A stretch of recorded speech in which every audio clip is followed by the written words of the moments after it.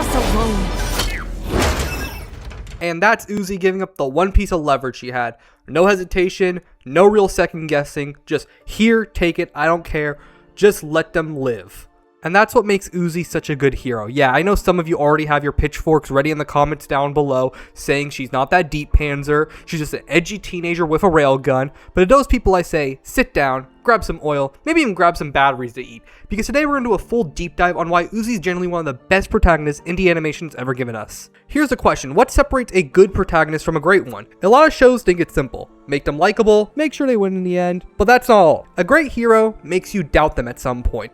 Makes you fear what they could have become, and still somehow makes you understand every choice that they made, even the ones that want to make you scream at the screen. Uzi checks every single one of those boxes. That's the difference between a protagonist who's just there and a protagonist who's actually earned it.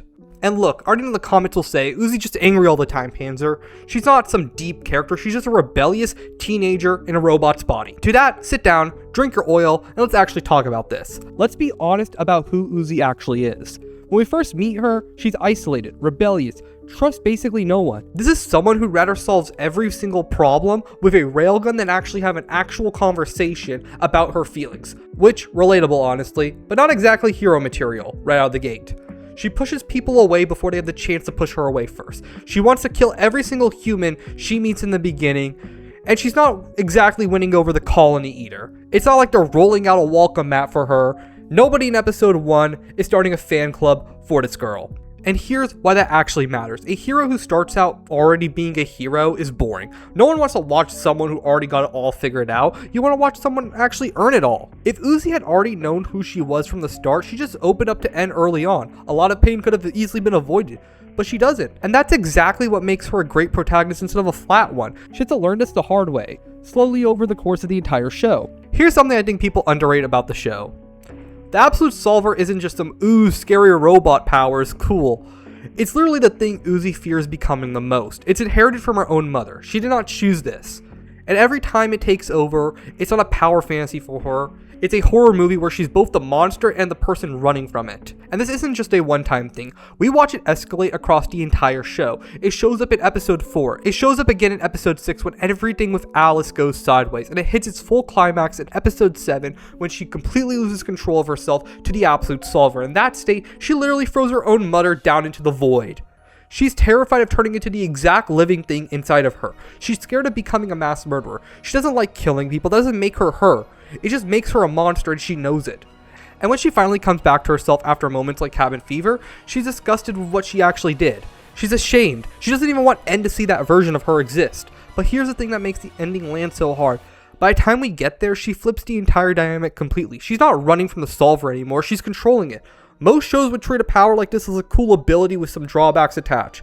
This show treats us as a full identity crisis, playing out in real time, episode after episode. And by the end of the episode, a solver isn't just something Uzi's fighting against anymore, it's a part of who she is on her terms. Uzi talks like someone who doesn't really care about anyone, but watch her actions instead of her words, because that's actually where the real hero stuff actually shows up. The show repeatedly gives her the chance to prioritize herself, prioritize the mission, get through the day without getting attached to anyone, and repeatedly she throws that option away the second someone she actually cares about is on the line. And this brings us back to the clip that we opened with. N and V are trapped in the memory state. Like, Uzi could have pulled them out right then and there, and they would have been fine, physically, but their memories would have been wiped out completely. Doll wanted to keep Bug specifically to keep them as hostages, and Uzi just hands it over anyway, giving up the leverage that she had so that N and V get to keep who they actually are. That's not a move of some edgy loner who wants to be left alone. That's not the move of a protagonist who just cares about finishing the mission. That is the move of someone who actually puts people first that she loves above everyone else. Even when the mission itself, even when it costs her, that's someone who already became exactly what the story needed. She just hasn't admitted to it to herself yet. Here's the part that seals it for me. Uzi doesn't get handed some clean ending. She fights for every piece of it. Her relationships, herself. Uzi actually becomes a real ship. None of it comes for free, none of it comes easy. If you want to slap a label on it, sure, this is technically a hero's journey. The one thing we've all learned in our boring ass English classes. But honestly, that label undersells how personal this whole story feels. This is some generic chosen one goes on an adventure story. This is a girl who's terrified of becoming a monster, terrified of trusting anyone, terrified of turning into whatever her mother was. She has to work through every single one of those fears on screen with real consequences attached the whole way. And when she finally defeats Sin at the end, that's not her winning a fight, that's her defeating the solver itself.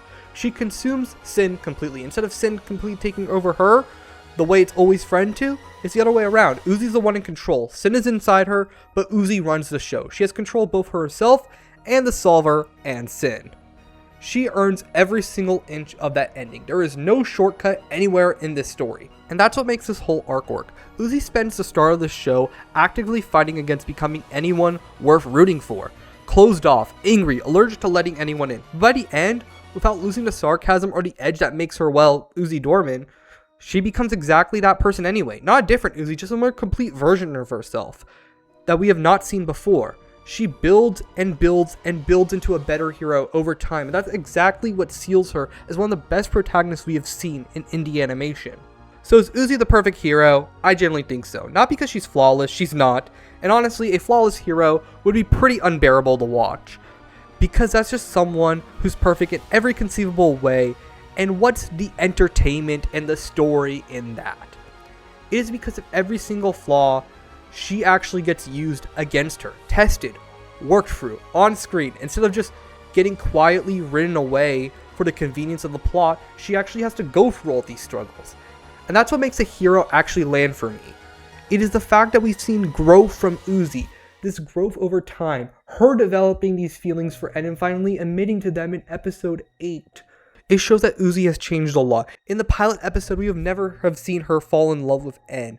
We would have seen the complete opposite. She would want to kill En in the beginning.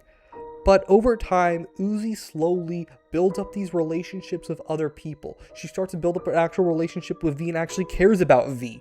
She actually starts caring for other people. She slowly improves herself and becomes a more refined version of Uzi Doorman. She doesn't just become some new person, she becomes a better version of herself. But that's what I think, people. Let me know in the comments down below. Do you think that Uzi actually earned her ending? Or is there another protagonist in indie animation doing it better? I genuinely want to hear that. But that's all I got for you today. Remember, I got a Discord link down below if you want to see some behind the scenes stuff. Maybe catch me recording a video or two. Or maybe even chat with me. Also, go follow my other socials. Like, subscribe, comment down below what you think. Thank you all for actually helping me reach 1,000 subscribers. That means a lot to me. And you should hopefully see a big boost in performance, and I'll have a 1K special ready soon. But that's all I got for you today, people. Panzer, out.